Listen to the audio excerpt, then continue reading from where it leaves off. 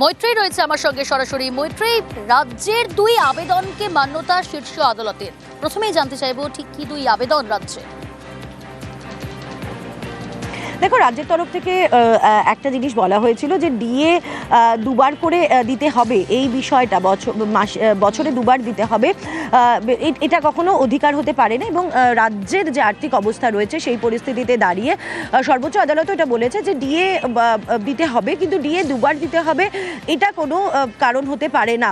এবং আরও একটা বিষয় রাজ্যের তরফ থেকে আগের বারও আর্গুমেন্টে ছিল যে ফান্ডামেন্টাল রাইটের বিষয়, যে এটা ডিএ ফান্ডামেন্টাল রাইট কিনা। কলকাতা হাইকোর্ট যেখানে বলেছিল ডিএ ফান্ডামেন্টাল রাইট, এবার যেহেতু কোনো পক্ষই অর্থাৎ আবেদনকারী রাজ্য এবং পাল্টা আসা রাজ্য সরকারি কর্মীদের পক্ষ থেকে এই ফান্ডামেন্টাল রাইটের বিষয়ে কোনো বক্তব্য রাখা হয়নি, তারা কোনো আর্গুমেন্ট করেনি, ফলে সেই বিষয়টা বিচার্যের মধ্যে রাখেনি।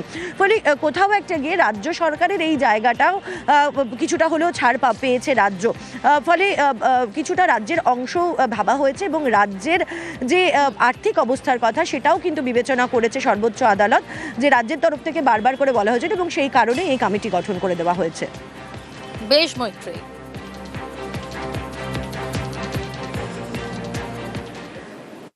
কলকাতা হাইকোর্ট বলেছিল সেই কথাই আজকে মহামান্য সর্বোচ্চ ন্যায়ালয় বলেছে এবং কর্মচারীদের জয় হয়েছে।